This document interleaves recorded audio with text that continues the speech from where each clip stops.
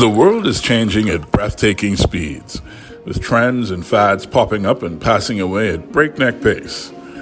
Against that backdrop of nearly constant upheaval, we welcome you to the Sunday Scotch Society. Over delectable, sumptuous scotches and with the occasional good cigar in hand, we have open, honest, and uninhibited conversation about whatever strikes our fancy. Whether it's the critical issue of the day or a deep dive down the rabbit hole, we take it all seriously while having a good time. Join us for a stiff drink and a great conversation. Hey, Quincy Parker, how the hell are you? I am fantabulous. Ooh. I have not heard that spin in a while. Yes, it is a strange and wonderful day wherein my I don't know how to say this, but in short, in brief. En bref. En bref, yes, absolutely. Everything's coming up roses in my life. I mean, it's not as if I don't have to work. I mean, I still got to work my butt off, but the trend overall is very positive, and I am delighted by this. Well, super good. I'm happy for you, sir. Well, I mean, I'm happy for me too. I think I'm going to leave that there for the time being. Cool. Because I do not wish to, I believe that the term is jinx it. But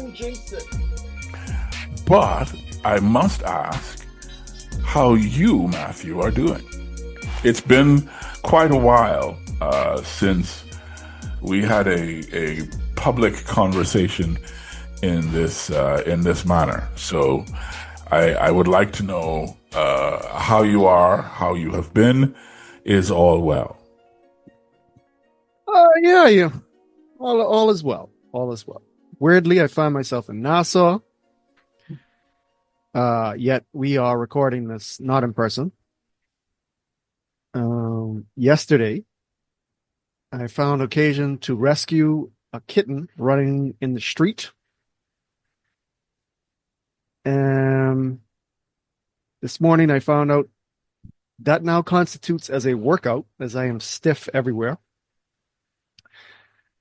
But overall, yeah, not too bad.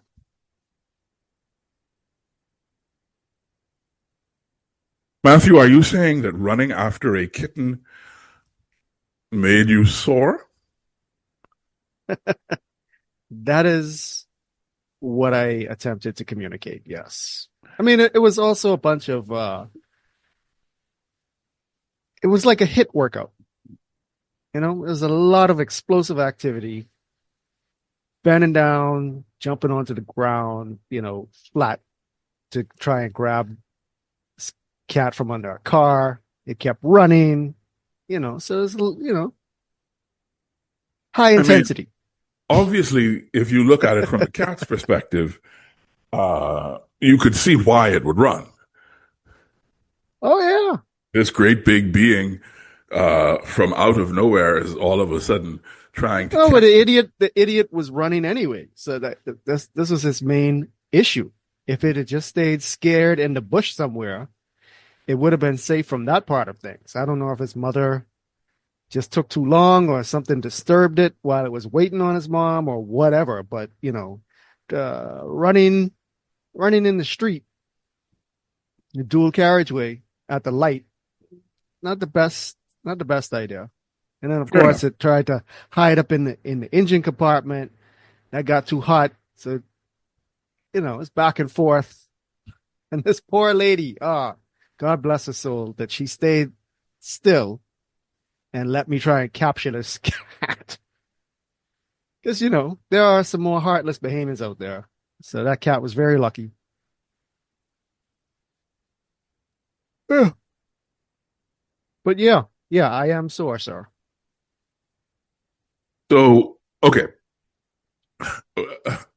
in another forum, we're going to have to pursue that a little more because I have my own story to tell you about uh, having a chondritis in my right, the right side of my chest, which I may have gotten by sleeping in a bad position. Uh, so we could chop that up, another time. But I wanna get to your thoughts about the conversation we're about to hear. You had a chance to listen to what Therese Turner Jones had to say. Oh, I so did. sorry. Let me do this properly. Ladies and gentlemen, welcome to the Sunday Scotch Society. My name is K. Quincy Parker. Sorry. And here No, I pause for no long list of adjectives. You took me off guard. And I am Matthew B. Kelly. And today, we can address that later. And today, we are excited to chat with you. On the last pod, I played part of my conversation with Therese Turner Jones, international international economist and woman of mystery. And she and I talked about the presentation of the budget by the Prime Minister in the House of Assembly. Both of us had a chance to kind of glance through the budget heads, which is where the details are. And so it's kind of an introductory conversation, but there were some bits of the conversation that were a little too long to be included in the last pod. So I've cut those out, and we'll hear those parts of the conversation today. But before we get to that, I kind of want to, well, first of all, Matthew, what are you drinking? And second of all, did you have any like specific responses to anything that Therese or I would have said during the conversation that you heard? Yeah, I mean, I do have some, well, I have some comments. Um, so I'm happy to get into those. Unfortunately, I do not have a beverage in front of me. I guess that's the one thing that's not going super well for me right now because I really wish that I did. It's that kind of day, Yeah. kind of sticky icky, but not so hot as to make one seek naught but mineral water. So I am going to do something that I should not do. This is a first for the Sunday Scotch Society. I But am not what? going to drink the scotch that I have because what I have today is a special treat for me, and Ah, I want to share it with you. ooh, It is a bottle of the Weller Special Reserve. Now, Weller is a standard in the bourbon world. It is the original wheated bourbon. Bourbon is all about corn and rye. Uh, Weller introduced a significant wheat component into their mash, which gives Weller whiskeys and other wheated whiskeys, but it started with Weller. It gives them a particular kind of flavor profile. And this bottle was brought for me from foreign by a friend, and I was instructed that I had to share this bottle, or at least a drink from this bottle, with you on the show. So I am I was touched. gonna sip that today, but since you don't have a drink, we're gonna skip that part of the show today and just have a conversation, listen to what Therese and I talked about, and then get to it from there. Wow, I don't. Dare I think that this constitutes having a double the next time we meet. I mean, it depends on what time of day it is. It This is depends on true. what kind of mood you're in. Various things, but I'm I all about mean, it. Yeah. oh man. Um, yeah, okay. I am looking forward to that. In your continuing quest to win me over to bourbons? Because the I don't know if more, West per se, but bourbons are, I mean, they're their own wing in the whiskey room. You know what I mean? And if you mm, don't like that wing, then you don't like that wing. But no, I but do. So, see, you're showing me how to choose. That's what it is. So maybe, maybe I don't like in general, but these here, I mean, maybe there wasn't one that you've shared with me so far that I absolutely fell in love with, put in the category of. I don't generally like bourbons, but so yeah, I'm happy. I'm happy to call it a quest, even if you don't see it that way, because it just makes me feel, uh, I don't know, as if I didn't get my initial bourbon, uh, indifference wrong. So it's a totally me thing. I get it. Fine. But yeah. I mean, did I say that? I feel like you are either misconstruing what I said or deliberately misrepresenting me for whatever strange reason I cannot understand. No, I think we're miscommunicating here. I'm saying that I want to continue thinking of it as a quest because that makes me feel better as and sort of helps my subconscious uh feel as if, oh, I didn't get my initial indifference to bourbons wrong. I'm Ah, okay, I'm okay, okay. okay. It Yeah, I get eases you. it eases my conscience is what I'm saying. Okay, fair enough. Fair enough. All right. So here's what I'll do then.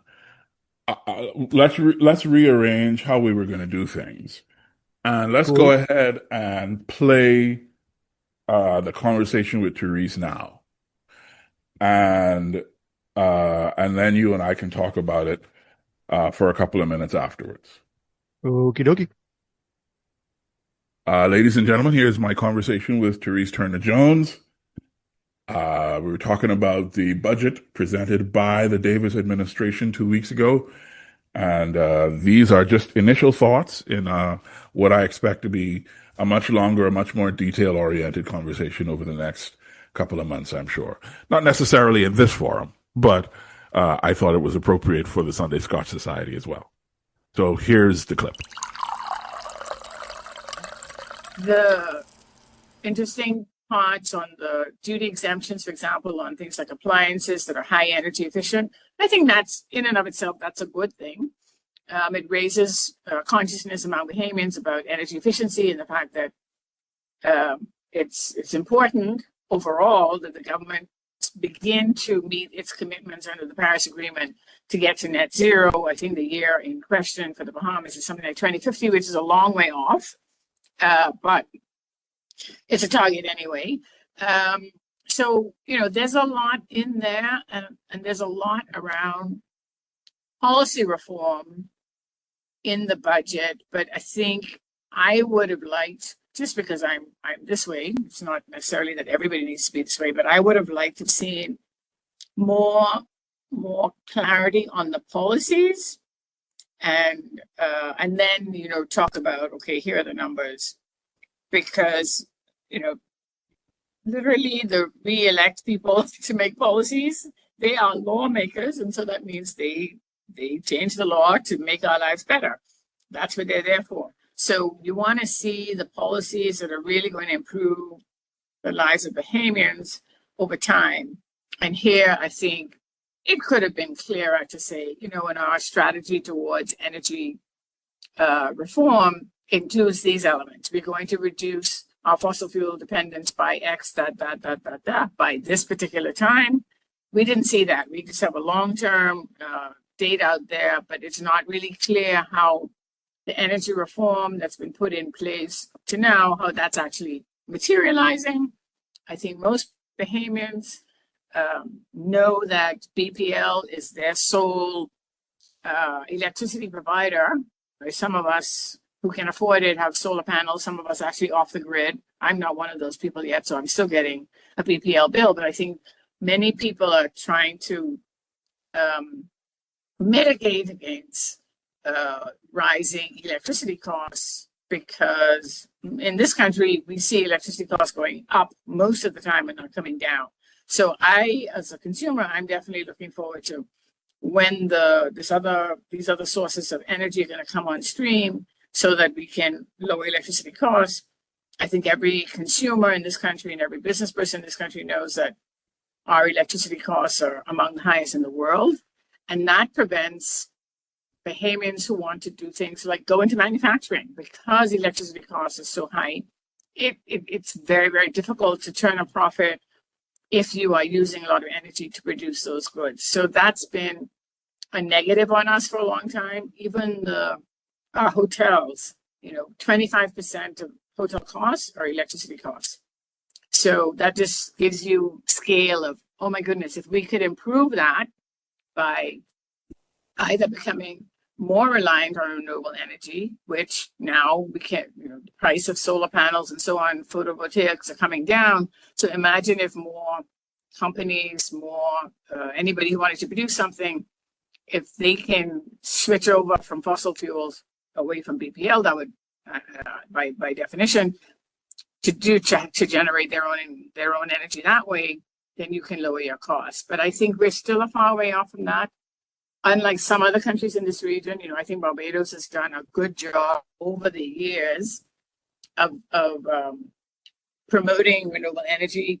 I first lived in Barbados in, what year was it, 2007 to 2010, when I headed an IMF organization in Barbados.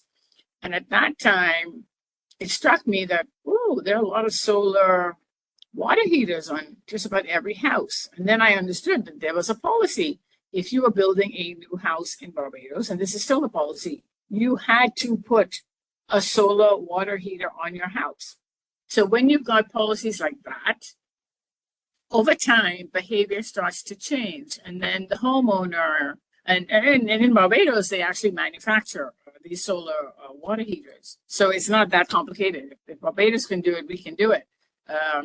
So policy really drives behavioral change, and that's what we need on the renewable energy front. And I think I would have wanted to see more along those lines.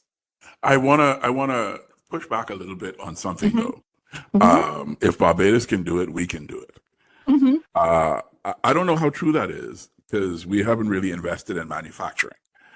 But okay, I'm just being strictly on, as an economist, I'm talking about the size of the economy, the size of labor force. Bahamas is actually bigger. We're 400,000, they're about 300,000.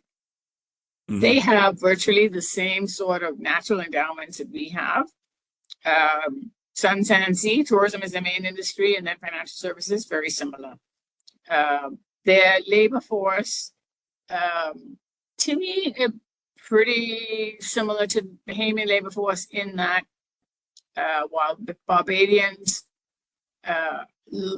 tout that they are 99% literate throughout their labor force or even population, I question that, having lived there for 3 years before, and then most recently almost 2 years. I see the same issues with the labor force in Barbados that I see in the Bahamas, meaning still very little use of technology to augment the productivity of labor, no training of workers in a lot of cases across all their sectors, just like here. I think the Bahamian government, let me put it, of late, seems to be investing more in art, vocational training, and so on. Barbados is also getting there. They've done some educational reform measures lately, and they're putting a lot of emphasis on vocational training as well. So I say it in terms of endowment, not necessarily, that they manufacture more than we do. Maybe they do, but not to a significant extent. So the same sorts of things, mattresses, they've got the solar panels. We don't have that. They do. They've got a bit of a textile industry there. We have a little bit of a textile industry here.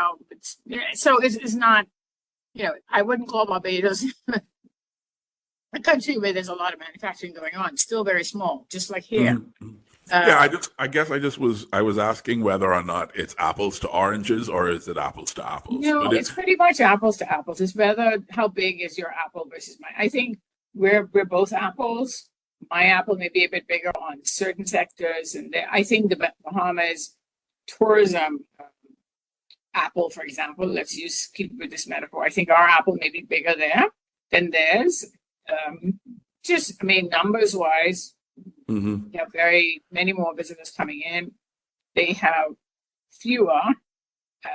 They are not so dependent on cruise travelers. I was about to say they probably get more bang for the buck, though. They are getting more bang for the buck. On average, their stayovers are longer, mostly because, although I have to correct myself even mid-sentence, Barbados only recently, more Americans are starting to go to Barbados than before. It used to be predominantly British or European, Canadian, whereas Bahamas was always more US based, some European visitors, some UK visitors. And I think that's changing in Barbados. And I would say it's actually changing for the better. And I'm going to explain why. I think whether we like it or not, American visitors sort of demand more in terms of service and quality. And I'm also not being prejudicial to British or European visitors, because I think as I'm going with this story, I could run myself up on brakes. But I think Americans are much more exposed to a certain quality of service, restaurants, food, this kind of thing.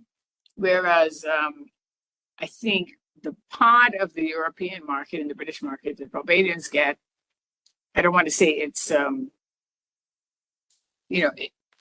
it may be of a lower income quality than say the average American visitor to the Bahamas. So there's a little bit difference in terms of the demographics.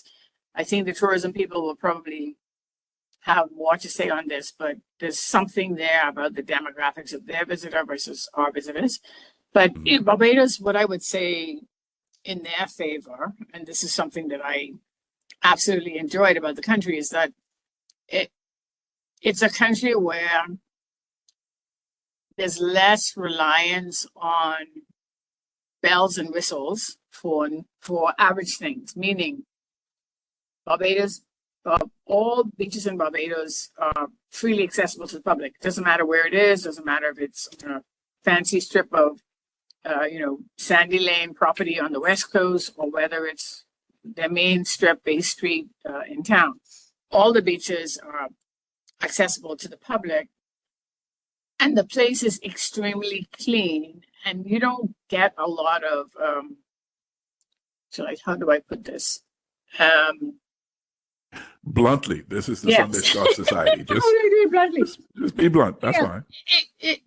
It appeals more to the average person. Like everyone is welcome everywhere in Barbados. You don't get a sense that there's a lot of, at least as far as use of public facilities go, they are definitely catering to everyone. So the beaches all have bathrooms and running water, and people use it for recreation, in the morning and just like here, right? You go to Montague Beach in the morning, you see lots of people in the sea and so on. But there are facilities, people can shower after, wash the sand off their feet, get back in their car, go home. But there is a lot of appreciation for nature in Barbados. And sometimes I think Bahamians, maybe we take, again, back to our first start of the conversation, maybe we take it too much for granted. But cleanliness of beaches, the lack of litter, I think all those things make it a lot more appealing to be walking around in that country. It feels safer to walk around. They don't have, just like us, they don't have proper sidewalks either in some places. But they have invested, for example, in a boardwalk against the South Coast, which is, main coast where let's say Bay Street is in Barbados. And then on the West Coast, there's also a boardwalk there. So they have definitely done some improvements to their coastal zone areas, and part of it is to shore up against, mitigating against disasters. But it turned out to be also helpful for average Barbadians to exercise in the morning, evening, and so on. And it makes for a really nice place to live in that way. I agree. Boy, you talk about boardwalks, and this brings me back to something that I wanted to talk to somebody else about. This idea of, and this is a diversion from the budget, but it is, I think, relevant in this context. The concept of heads of agreements. And the fact that just like the surplus, a heads of agreement is a projection, right? It just means that you and I are sitting down. We're working together. We're talking about we it. are agreeing that we are going to agree on a thing. Correct. Right. We have not signed anything yet. Nothing substantial happened yet. Right. But we agree that this is the direction we're going to go. Right. But I mean, again. But before you go, Therese, I remember in the heads of agreement for the point, there was a boardwalk that was supposed to be built from the point all the way to Arawak Key. That never happened. The point has been in operation since 2015. Oh, yeah. And it is now 2025. Yeah. And there is no boardwalk. Yeah. So and what I would say to that is heads should roll, right? So the thing is, what I think the population should not allow our officials to get off the hook on substantive things like that. So here is where transparency is important. And I didn't know this was in the heads of agreement. Thank you for sharing that with me. First time I'm hearing that, but then, I haven't been living in the Bahamas now for over 30 years, even though I come back and forth a lot. And now I'm here for maybe for a good while. Therese, even if you haven't been in the country, people who are in the country don't remember that. Right. But what I'm saying to you is that's why it's important to have civil society organizations who will remind, whether they're environmental organizations or what. And, I think we just need a healthy dose of democracy with a small d, which means that, in healthy societies, people can talk about issues without it being labeled one political color or the other. And for sure. I think a healthy society is where debate and talking about issues that are of interest to every single citizen or person living in the country. I don't have to be a citizen to want to have, if I'm living here because I'm a migrant worker or I'm working in whatever sector, I'd like to be able to enjoy walking down the street on a sidewalk where I don't have to keep looking down because I may break my ankle on the sidewalk. And going, in Bay Street, Parliament Street, I can't talk enough about Parliament Street and the lack of a proper sidewalk there. And I'm hoping that the 90 million, I think that's the amount that was in the budget, signed with the IDB to do work on drainage and sidewalks. To me, that was exciting. That was the most exciting thing I found in the budget, by the way, that we will get some proper sidewalks. And when it rains, people who have to walk on the street aren't getting splashed because the water is draining properly and we're not wetting up the pedestrians. So those things to me speak to being, starting to care about citizens. What I have observed about previous budgets and about orientation in general is that we cater a lot to our export sector. And by that, I mean, everything is about tourism. Making sure the tourist is happy, making sure our hoteliers are satisfied, and so on. But that's not the real purpose of our government and our administrators, to make sure that every Bahamian feels like they really are part of the society and their needs are being met first, right? So in order for the tourism sector to be healthy, happy, well looked after, with good productive workers, starts with every Bahamian having access to good education, good training opportunities, of living wage and beyond, and services that are going to help them be their best selves when they present themselves in the tourism sector or whatever sector it is that Boy, we need to work Teresa. in. And that's to me, that's where we start. We start with, okay, and again, if I were to say what's lacking in this particular narrative in the budget is a vision for where we're going, right? So the vision, I mean, all right, it did tackle, we started talking about the inflation, it talks about modernization, it talks about protecting our natural environment, so the debt to nature swap and so on. Let's now tell a story. So where are we going with this? And, you know, if you ask a Bahamian child today, like a 11-year-old, what is their dream? Like you need to start tapping into what the dreams are of Bahamians to then figure out, okay, I need to create a vision around those dreams so that we can set out a plan to realize those in whatever many years we want to do it.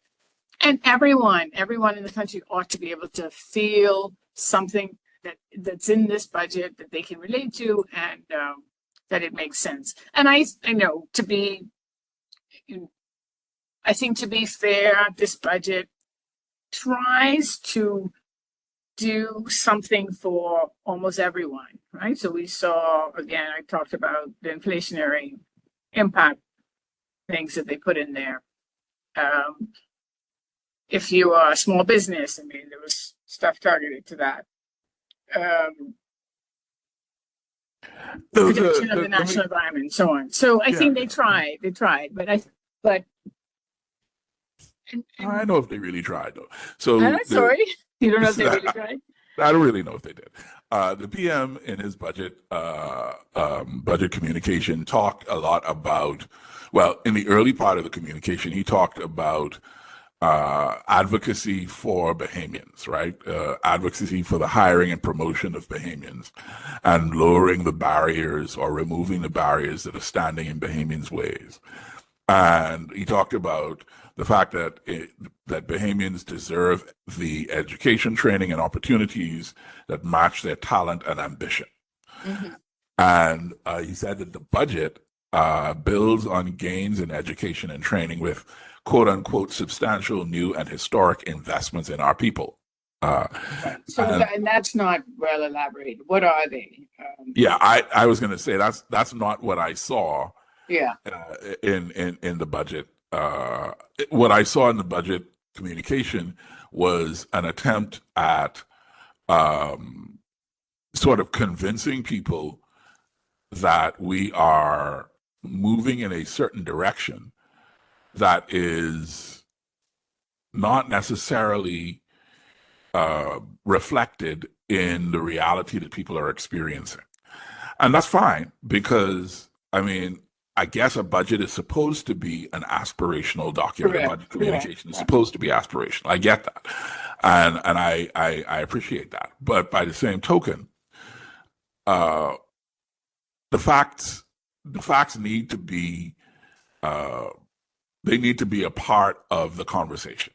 Mm-hmm. And I feel conflicted because, so Gowan Bow had a very interesting response to the budget, and one of the things that I want to pick up on is to make a projection is one thing, but projections usually are based, and you're the expert here, so you can tell me if I'm right on this. But my sense is that projections for the future are based on performance in the past, right? And well, you start the projections with an outturn, so right, and there should be real hard data. So right, I only just got the estimates, the 300 page of the no, and that's why numbers. I say this is an introductory conversation. Yes, I know. What I'm saying is typically the technicians would, there are formulas for the projections. And yes, you're going to start with last year's outturn, and then you're going to, multiply that by some coefficient based on what you think is going to happen to GDP, for example. Mm-hmm. If you expect GDP to grow by 1.8, that would be kind of like the lowest number you're going to start with in terms of, okay, if GDP is going to grow by 1.8, we take this year's revenue and you multiply it by 1.8, we can reach some higher number by whatever that fiscal number, year right? next year, right? Yeah. But where I think you are headed with this, maybe, and this is where transparency can help, is if the government would share their assumptions. And normally, when you do economic forecasts, you always have a cover page with what we call the metadata, right? So here's where we start. GDP is X, inflation is Y, blah, blah, blah, blah, blah, blah, blah. These are the baseline numbers, and then here is, so anyone should be able to replicate these estimates if they knew what that metadata was, right? Right. But let's trust that the finance officials, they're not fudging numbers. Somebody asked a question on the show. You could trust that if you want to, Reese Turner Jones, but I don't. I know. No, what I'm saying is, and the response I gave to the caller in the conversation was that it wouldn't make sense for any finance official worth their 2 cents to be fudging numbers, because they're going to be analyzed by first IMF when they have the next Article 4 consultation. And I'm sure a lot of the data that we see in this budget, those estimates, if we go and look at the Article 4 presentation that came out from the fund, I think it was in January of this year or February of this year, the report was published, you're going to see some of those same numbers, because that's where the government really has to, they work together on those estimates. For sure. And whatever gets published is what the government, it's the best guess, right? So we all know it's still estimates, meaning until you have the final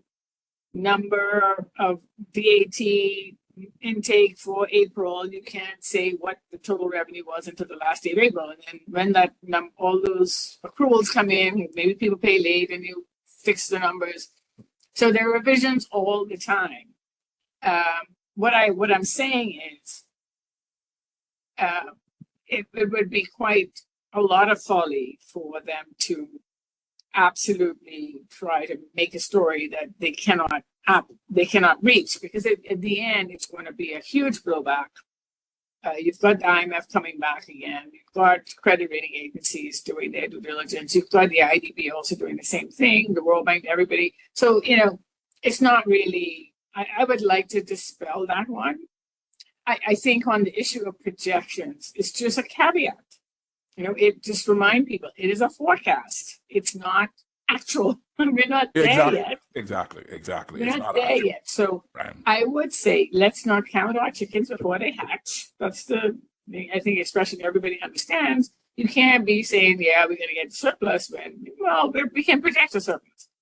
So, but I must say, a lot was made of the fact that this is an historic moment, it's a balanced budget, and so on. And so I think a year from now, we are going to be in a much better position to say, oh my word, what were they thinking? Or we're going to say, oh my goodness, they got it, they hit the nail on the head, or we had a really good year because everything came in as forecasted. So I think there's a lot. Obviously, the devil is always in the details. Always. It's amazing to me how much interest there is in this budget for all kinds of reasons. But I think, Teresa, that interest is invited by the Prime Minister's statement. The assertions that he made in the House of Assembly, which people watch religiously, invite a level of scrutiny on a budget that may not necessarily always be there. Sometimes the budget passes without really anybody but the press paying attention. Correct. But the PM made a huge deal about projecting a balanced budget for the first time since independence, and a surplus for the first time pretty much ever. And my challenge, modest, by the way, it's a modest surplus, but. All right, so that was our conversation, mine and Therese, and we started that part of the conversation really talking about energy reform, but she went not necessarily off the beaten path, but she followed the thought with clear logic, and each thing was so sensibly connected to the previous thing. But we ended up talking about Barbados and boardwalks and heads of agreements where things don't materialize that have been made huge deals in public conversation, which I believe actually is a parallel to the conversation about this supposed budget surplus, the projected balanced budget, the projected budget surplus. So in short, my first question is, what's your overall sort of response to the conversation? Was there anything in particular that stuck out to you? Yeah, actually, there was a sort of feeling of not naivety, but a purity that was bordering on naivete, where it basically surrounding the should of government, right? To paraphrase, she said at one point, this is why we elect politicians to change laws to benefit the people. And I'm like, is it though? Like, one would hope in a utopia that's what the deal is. But, we all know what the reality doesn't quite line up that easily. You know what I mean? And it just, it put me down the road of inner commentary as I was listening to things about incentives and the multi-layered aspect of actions and activities that people are taking, and that sort of thing. So I thought it made sense totally on the surface. Well, let me be clear, not just on the surface, but that this idea that what politicians are doing is this thing over here, or the reason that they exist is for this, versus the multi-layered reality of why they actually exist and how that all works, which I know both of you know very well, but I just feel that a fuller truth of how these things work doesn't come up in these conversations a lot. And so that was my overall, not quite critique, but feel for that segment of the conversation, if that makes sense to you. It does. The problem is you're wrong. But it's okay. I mean, you usually. Yeah. No, it's been known to happen. It's just that in this case, you are incorrect. Well, that's fine. I mean, again, as you say, that has been known to happen. It is just not, in fact, happening at the present moment. Is all. The on the broad point, yes. I think she is 100% correct. That is why we elect politicians to govern, right? In the minutia of how that governance is executed is where I think your sort of more detail oriented, what did you call it? Fuller truth might be anchored. But no. See, it's not that I'm disagreeing with that's where the deeper, fuller truth issue is. But I also disagree with that's why we do that. For instance, who is this we? So, okay, if I answer that question. Right. We're going to go down a rabbit hole and get off track, I think. But suffice it to say that I still do not agree with which is with, fine, Matthew. your premise and the way You don't that have are to agree presenting it. with people who are smart, especially when you are No, yourself well, so right. much smarter I mean, than the average person.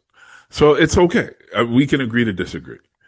But I want to answer that question so bad. But you're right. If I yeah, do, it's a we good will thing not we have a talk about. podcast. We're We not could going to do that talk another about what we're time. here for. Yeah, actually, we should do that with somebody who disagrees with both of us. So it would be I think it would be a great conversation to have with over a drink with somebody who has thought about these things as deeply as we have. Okay, so yes, but I think that is almost a side point for the purposes of the conversation we're trying to have today Sure. about the way. So her overall take was that there is talk of policy change Right. without really much actual description of how the policy will be changed Yeah. and So how the that's one of the policy things change will totally be agreed with. implemented. And I think she's correct. Well, I don't want to put words in her mouth. To me, that points towards a deeper lack of overall cohesiveness into like what this budget is as opposed to what it's presented to be. And I don't think it's portraying any deep, solid, well thought out structural policy decisions.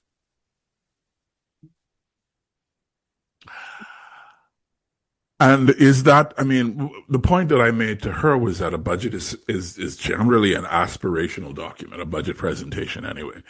And she makes the point that we won't really be able to judge this budget until next year, right? After Election. After things have shaken. No, I mean, yeah, that turns out to be the truth in this instance. But even in a non-election year, Right. a budget presentation is aspirational, right? This is what we intend to do. This is what we project our outturn will be. This is what we project our income will be. This is what we project our debt will, yada, yada, yada. And then after the fiscal year ends on June 30th, that's when the numbers get crunched and we find out what really happened, which is why the mid-year budget presentation in March is generally so important. But of course, people don't really pay attention to it. So I don't want to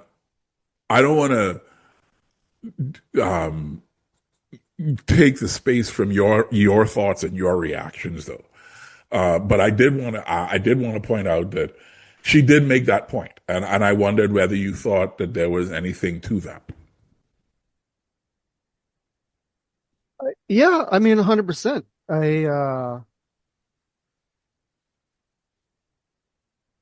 Okay, which particular point of Oh, hers? yeah, so sorry. I meant I was following up on your saying that you totally agree about the lack of flesh on the bone. The policy. Yeah. I mean, for instance, right? I think this ties into what she later starts to say about Barbados, and in particular the solar water heaters, right? Which just a year, maybe two before that, I had actually visited, and the same thing popped out at me. I was like, look at all of these solar water heaters. I did not know. That was great information that she dropped, that they actually manufacture them there, and it made me look up the company. And that the technology as they are implementing is something that could be manufactured here. But again, because of the lack of clear policy and policy implementation, should it even become policy, because we could talk about some quote unquote policies that are on the books and have never been enacted. the incentives are not there for a manufacturer, even though this economy is, as she said, slightly larger than Barbados, to go ahead and make those solar water heaters, which would take a huge burden off of at least the residential area. And even, well, again, tourism, hot water, big part of your energy costs, right? But there's no incentives in place to take that burden off of the electricity grid. And maybe I'm not privy to all of the physical plant engineering for all of the hotels. Maybe some of them use boilers or, but the point is, it could be here. It's not here because there's no actual policy, in my view, underlying that. And if there is a stated policy, it's certainly not a supported policy. I don't know if you remember the I Group. It was a Mayaguana-based foreign direct investment project that was originally signed under the first Christie administration in 2006. And it got kicked. Well, it went through the development process, both so that administration and the Ingram administration changed the direction of the agreement, and then the subsequent Christie administration came back again to try to do something with it. But one of the things that was important about the development was that it was, tremendous amount of land in Mayaguana. It was a $1.8 billion project. But one of the things that got very prominent in the conversation about the I Group and that project was the fact that since it's so much land, and since they were building, they were supposed to build an airport, they were supposed to build a marina, a boutique hotel, they were supposed to do a high-end luxury resort, and then some manufacturing, right? And as usual, this heads of agreement made tremendous news. It was a splash. It was all over the place. And as usual, this is now nearly 20 years later, and not a thing, aside from some initial, I guess, good faith construction in Mayaguana that never went anywhere, right? This is what happens to us. A promise is made. We accept that promise as being made in good faith. Time passes. The focus shifts to something else. And we are left looking at the undeveloped I Group property in Mayaguana, the undeveloped Gin Group property in Grand Bahama. You know what I'm saying? It's like these projects are the way we do national development and planning just doesn't seem to make any sense when you look at the reality 20 years down the road. And by their deeds, you shall know them. Yeah. And I think that was why I was so agitated when she talked about the fact that, in her view, if Barbados can do it, we can do it. Because the difference is stark. Barbados implemented a policy and executed the policy that was implemented. And you don't have to ask or guess, because the solar water heaters are there. They're being manufactured and they are mandatory in these developments. Do you understand what I'm saying? So it's not a question of whether or not there is a policy. The policy is living and breathing and doing something. So, yes, I suppose as a matter of native and innate potential, if Barbados can do it, we can do it. See, now you're speaking my language, right? Because I think I've mentioned it on this podcast before. I have a distaste for the word talent, right? And this connects. It's because to me, it's too vague and it assumes too much, right? In reality, to me, what there is what is your actual skill level and what is the potential for your ultimate skill level. So people who are quote unquote talented, in my view, they have a lot of potential, but they still have to go through the process of developing their skill. So if there is the potential for us to have a policy or the results of a policy, right? But we never develop the skill set to implement it. Right, which is what is obviously lacking. Now, how structural is that? Is that in the parties? Is that in the government? Is that in the people? The reality is all three and more. And what does one do about it? But I'm completely on board with you here. Yeah, maybe we have the potential, but there's a lot of roadblocks in actually executing on this. And they're not about just resources that are there. They're about institutional resources. And I think ultimately, so this is my challenge, right? I thought the budget presentation generally was a good one, right? But my problem is at the beginning of the budget presentation, the Prime Minister made a big deal about what this budget is supposed to mean and what it's supposed to accomplish, right?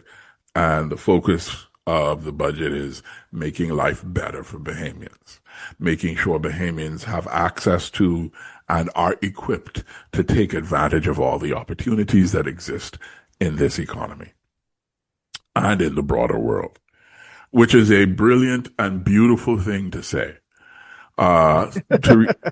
Teresa and I looked for that in the actual budget, and we didn't see too much of it. So maybe he needs to come back and say, okay, well, when I was talking about this part of my aspirational speech, here are the actual budget allocations that go to fund programs that will actually make that real. You could look on head number 12 under line 47, and here's the number, right? I think he needs to do that. Because, frankly speaking, anyway, but he won't. But my point to you is, I think our problem is not our systems, because other people have the same systems and they're working. Our problem is us. Right. See, let me just clarify, right?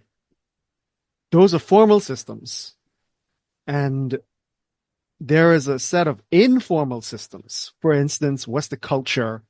If you want to be really big and vague about it, but what's the mindset of the people going in? How are they selected? What are the pressures that actually mold the people who become party representatives?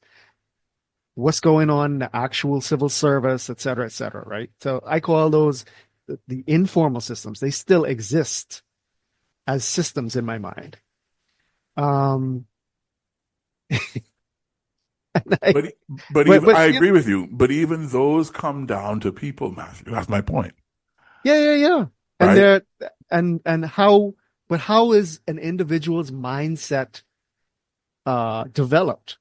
It's not in isolation. So while the responsibility may sit with individuals, because that is one of the only, if not the only way to get out of this, right? They didn't get there by themselves. They got there because of the wider environment. Yeah. Which is not to excuse it at all. I'm just saying, what we tell people in school, what we tell people in church, what we tell people while we're playing dominoes, right, is important and a part of this, as silly as that may seem to some people. But so But to take this back to what the prime minister claimed, right?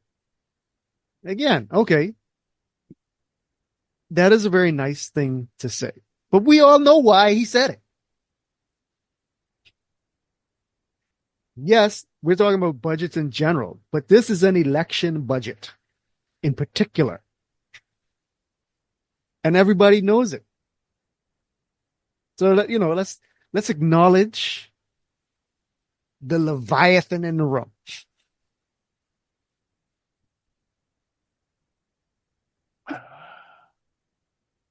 Okay, so here's the problem. 20 minutes is gone.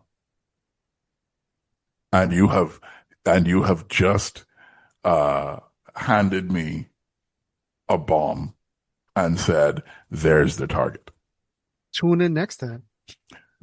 So that is what I'm going to have to do. So I'm going to pull it up, selector. Cool. Yes, Matthew, absolutely. But we can't get into that on this pod. That will be our starting place for our next conversation. I really look forward to it. Yeah, yeah. Because I feel like here's okay. Yeah. I'll save all of that for when we finally actually have that conversation next time. Don't forget it. No, man. No. Because it's what I think. So whether I remember it in specific or whether it just comes up organically in the conversation, it's what I think.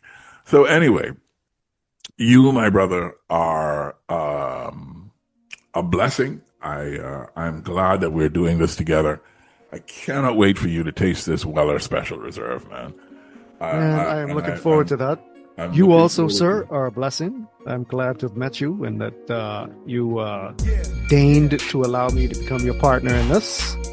Really enjoy it. I feel like you are somehow sneaking a dig in there. I can't see it, but I feel like it's there. See, okay, this is an indication that I need to curb my regular behavior, because if you're taking that as insincere, then I need to be more sincere more often with you. I don't know if that's a thing, Matthew. I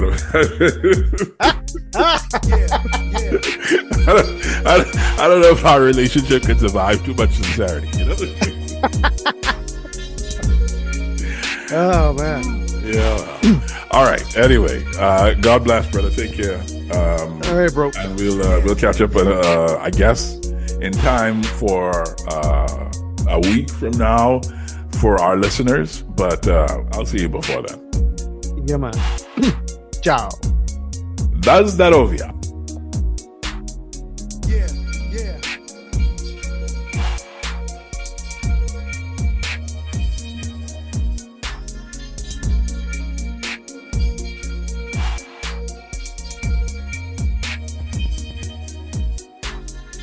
Check it out.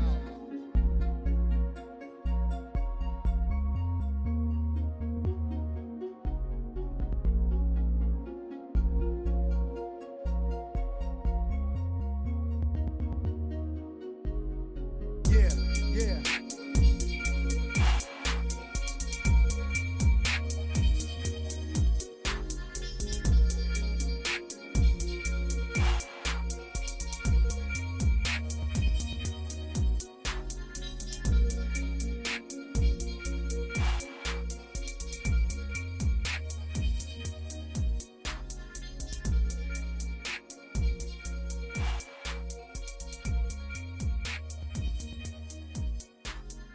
Check it out.